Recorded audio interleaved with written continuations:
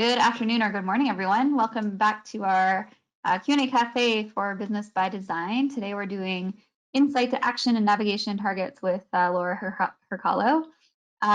Next week is our Q&A Cafe for prepaid accounts payable in SAP Business by Design. So look for that on October 7th. I can't believe it's October already. Crazy. We will be recording this session, so just be mindful of that. Everybody will be on mute for the duration, and after this session, this recording will go out to you through our GoToWebinar tool, and also it'll be on our YouTube channel, so look out for that. If you want to look at any other Q&A cafes that are scheduled, please go to the website and go to the resources page, scroll all the way down, and you'll see both Business by Design and Business One sessions there for you to partake in, and they're all free, of course. And I will send it over to Laura, and I'll put myself on mute. Great, thanks, Kayla. And in addition, if there's any topics that you would like to see that are of interest or piquing your interest as you browse around ByDesign, feel free to either reach out to your CEE, or if you're someone that's not a VistaView client, you can send an email out to sales@vistaviewsolutions.com, and we'll work it into our schedule, because we're always looking for topics to be able to share with you, and we want to make them as valuable as possible.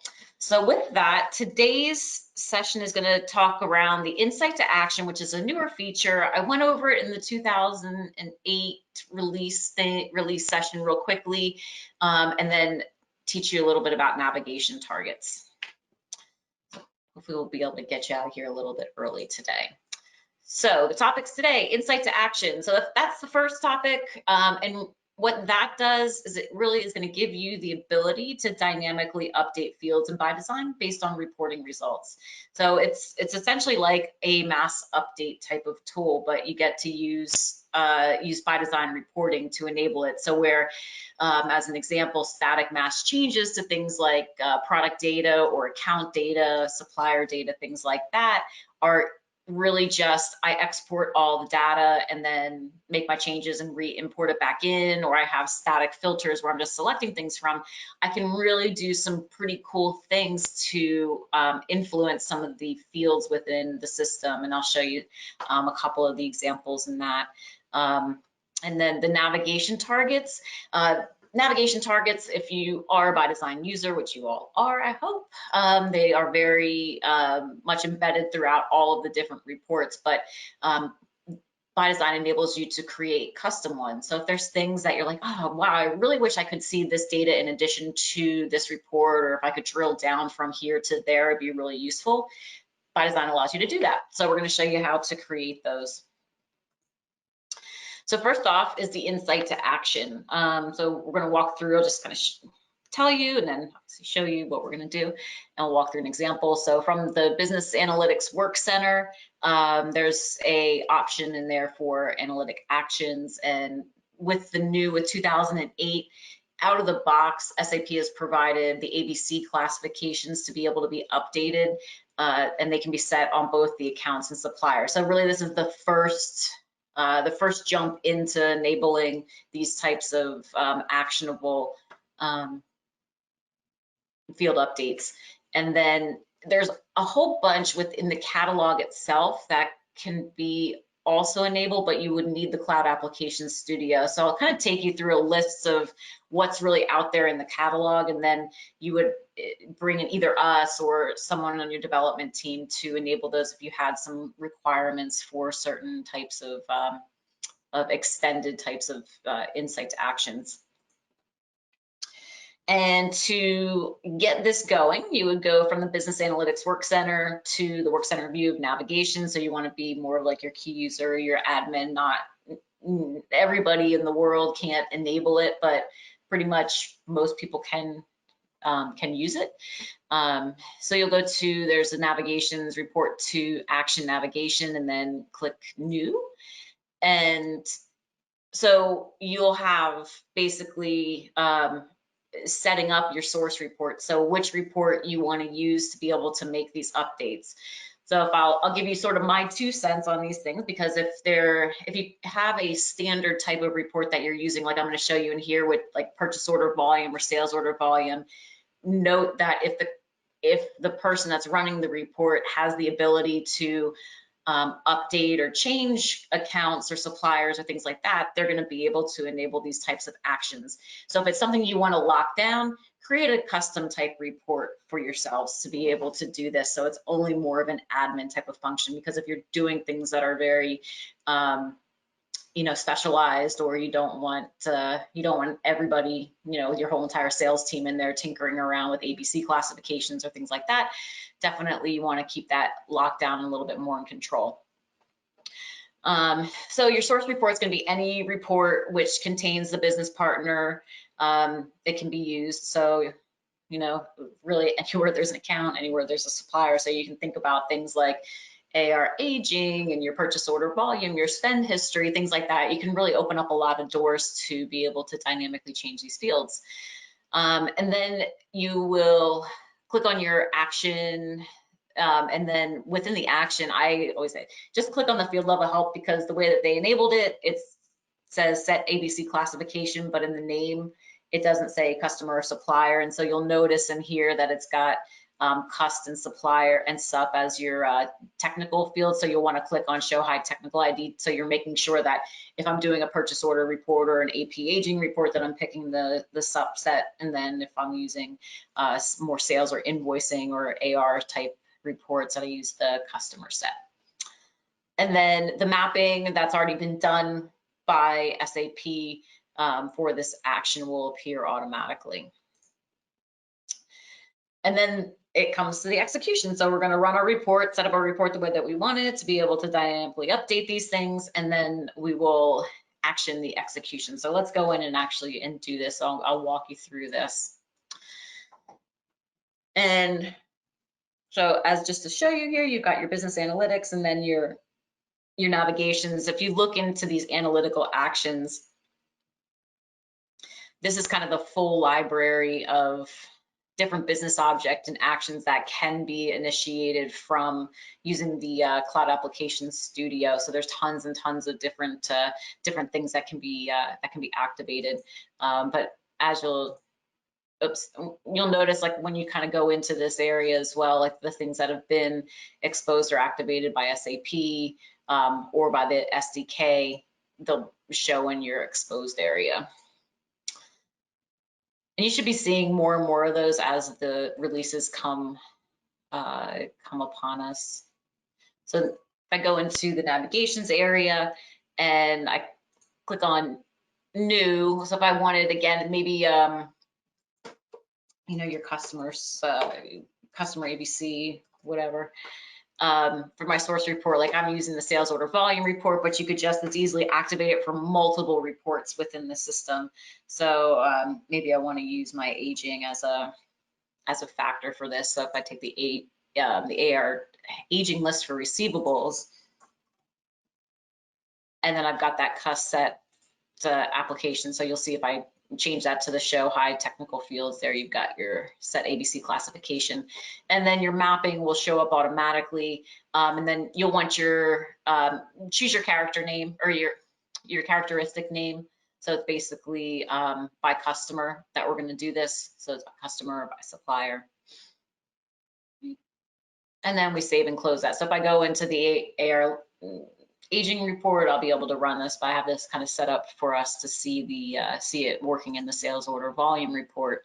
So that's basically all you need to do. It's just a couple quick click steps to be able to do this. And I know from personal experience, the ABC classification isn't really used a whole heck of a lot in things.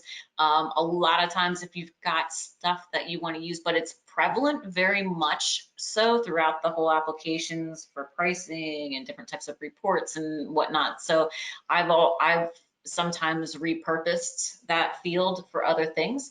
So you can think about that if you have or you have not repurposed it or haven't used it and want to use it for something else, that you might have dynamic types of fields, like maybe territory assignment or things like that. You can utilize that field for other things other than ABC classification.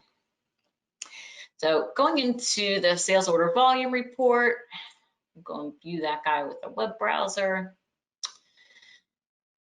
And I will change this. So I've got I have this report just set up, and this is using some of the basic capabilities in the system. So I've got the top 10 accounts by customer and the way that I set this up. So you can kind of think about, your A customers being the top volume or the top percent or things like that. And I use this a lot with the value filters to be able to set these, because typically, you'd want your top 20% that lead to 80% of your value or things like that to be your A customers, and so on and so forth.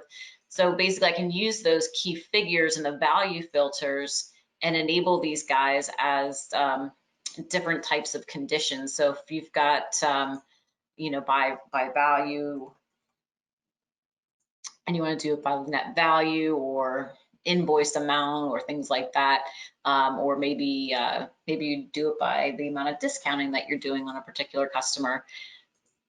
And then what the characteristic is the account. So you've got simple conditions. So I have more of a ranked condition, but you can say, okay, any customer that buys over $100,000 from me is going to be an A customer. Anything between 125 is a B customer, and anything under 25 is a C. And you can set all those guys up and have saved views that enable you to change those fields very quickly.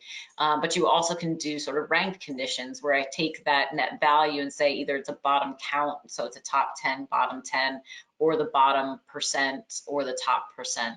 And then I could do,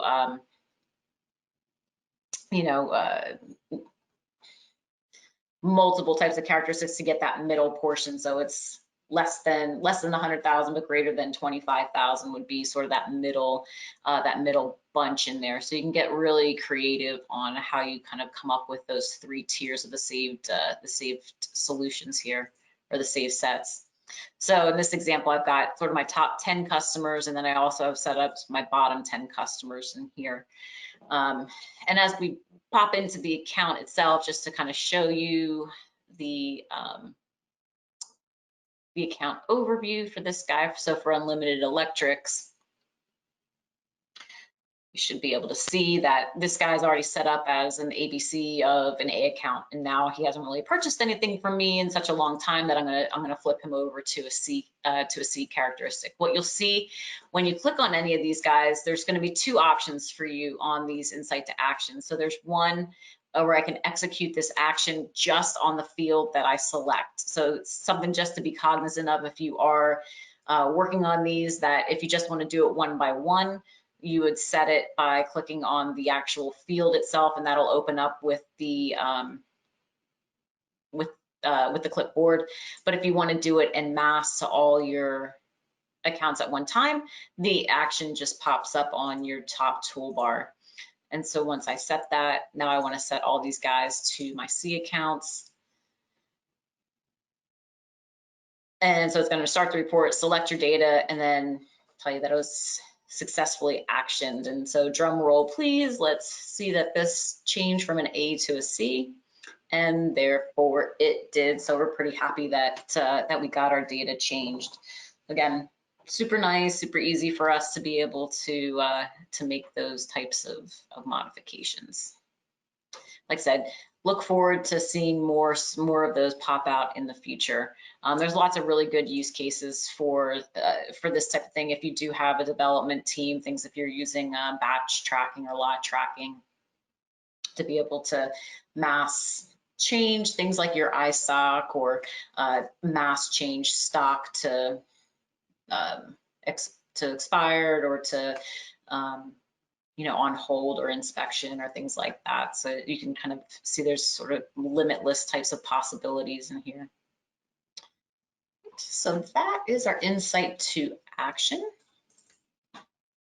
And the next piece is a little bit more interesting because there's a whole host of different applications that you could use it for, which is the navigation targets. And so as we all know, SAP delivers reports, which we just saw when I clicked on the account. Those different navigation targets popped up to be able to take me to the account overview, or to a different report, or somewhere else within the application.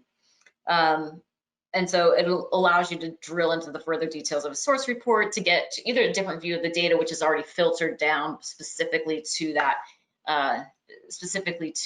piece of data that you selected, whether it's transactional element or a business partner or things like that. But in some cases, I know I hear it all the time, like, I wish I could get to this, or I can't get to this from that without running multiple reports.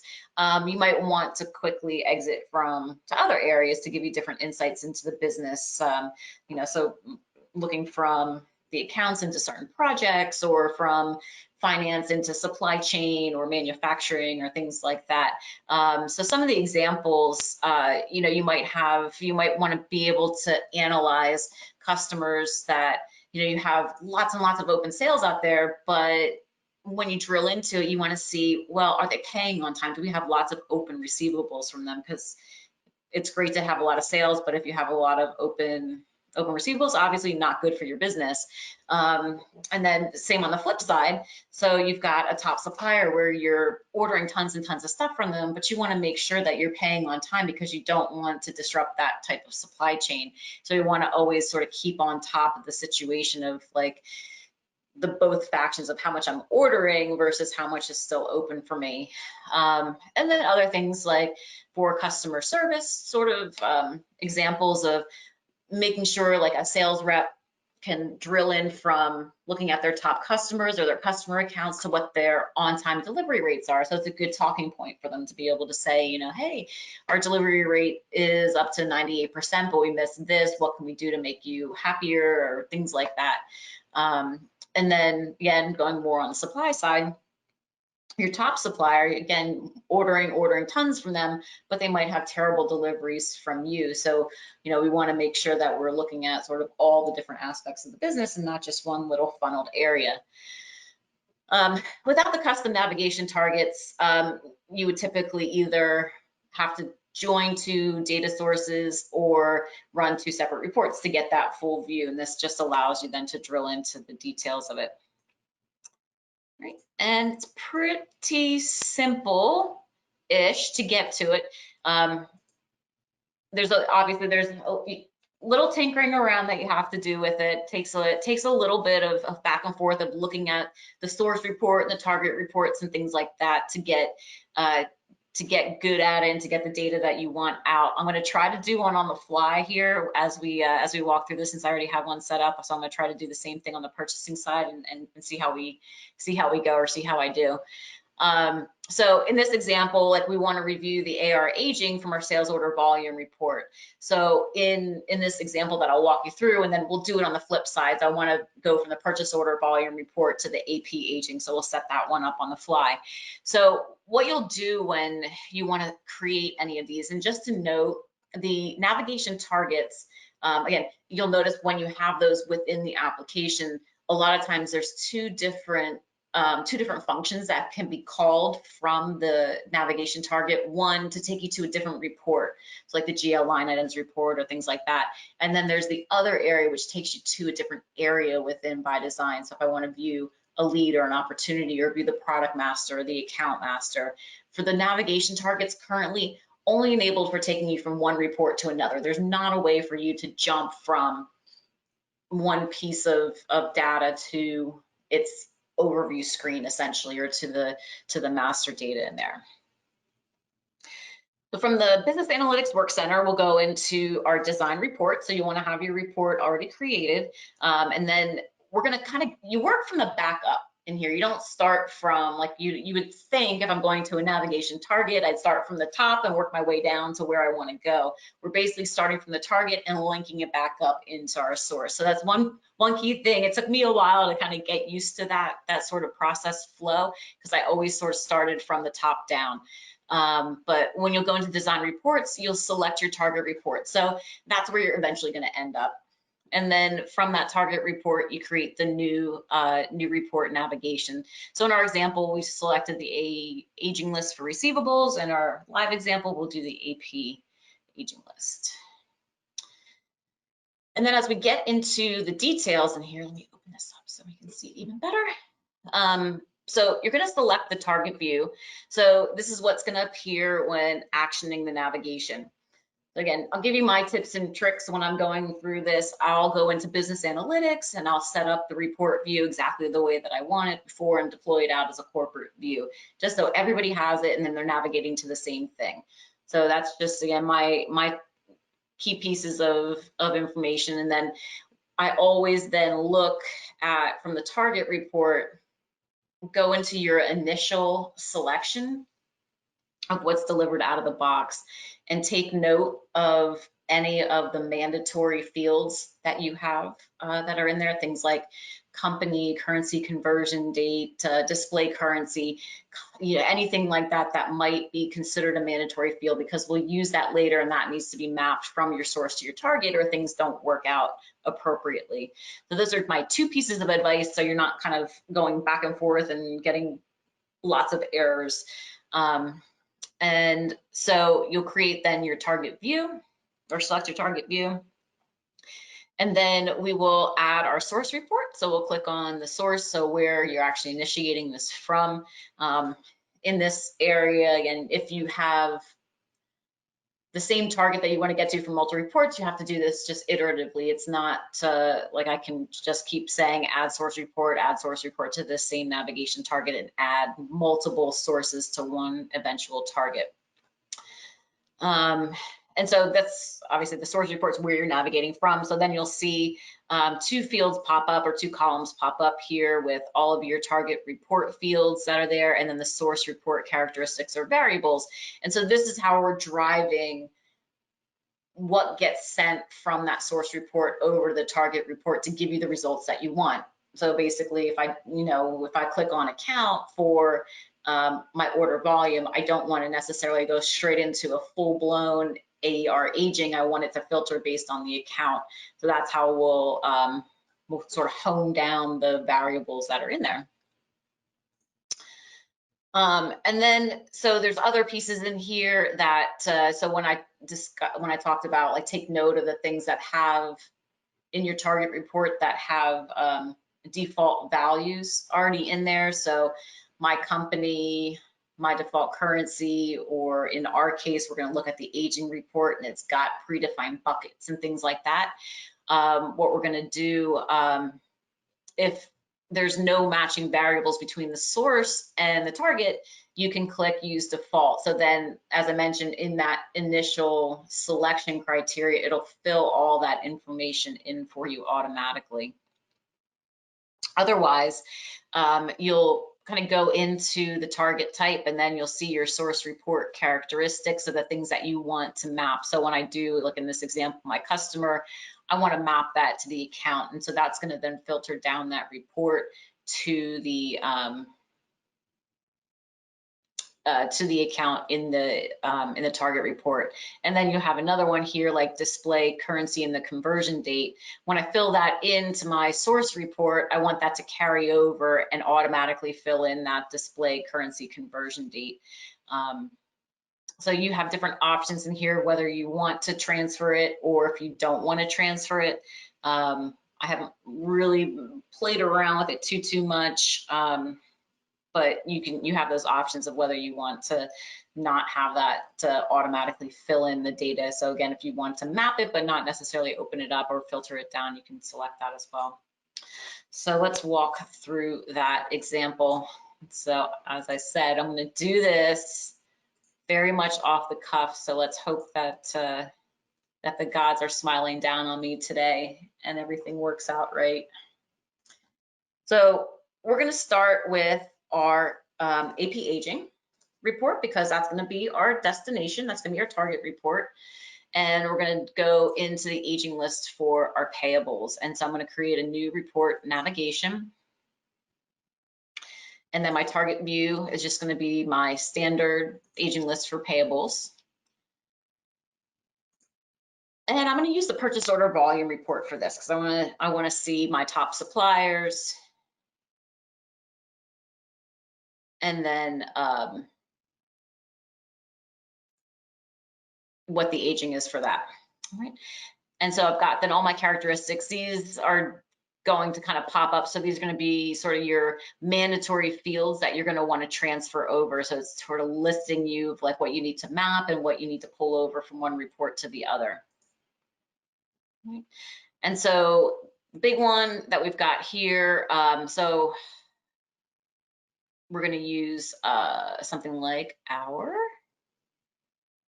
We're going to pull over our default from our company, our first periods, all the things that the aging report, or the purchase order volume report doesn't have. And then we'll use like a display currency if we've got that. And then what we want to do is map the display currency conversion date to the same conversion date. So it's pulling exactly like an apples to apples to the value. And then we'll pull our cutoff date and our fourth period. So any of these days are like your buckets on the AP or AR aging. Like I want to look at it by 15, 30, 45, 60, and then at the date that I want to cut off the views. And so typically those are going to be filled in dynamically by default, and then we can modify those as we see fit. And then we'll map our supplier from our characteristics to our supplier here. And that should be it and all I need to do to make this work. And let's keep our fingers crossed. So I pulled this in from our aging list, our purchase order volume report. So if I pop into, just go from our standard area here.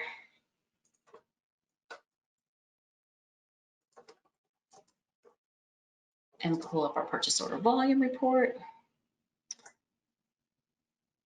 And let's hope that it is the right one that I'm picking here, because there were two. So we'll go into our web browser and open that guy up. And as we open up our initial selection, we can change this by, look at our volume by supplier if we wanted to. And then hopefully, if things go well, I will see. That's always a good sign when it says, please wait. It means it's loading something that could be good that we actually did. Yep, so there it is. So if I wanted to drill into Finning Canada and see what my overall view was, maybe we'll look at American Made Supply, since those are one of our bigger suppliers. And so basically that's our new piece. And now I can see overall sort of what my outstanding amount is for that supplier. And then see that it's not due amount. So even though I'm buying a lot from them, I'm doing a good job and I'm paying for them on time. So you'll see again, the default selection comes over by default, as well as all those different periods. And then it drops in that display currency for the, from the source report. All right. So just like magic, we've created that new little report, and you can have an unlimited number of ones, but like I mentioned, that's just going to take you to different reports. It won't take you to something like a supplier overview or a product overview or something like that from a report that doesn't exist already. All right, short and sweet, 30 minutes. If anybody would like to see a different example, we can try to build one on the fly, or if there's other questions, or if I went too fast on anything, feel free to drop any questions or anything in the chat, and I'd be happy to answer those. Otherwise, you got 29 minutes back in your day.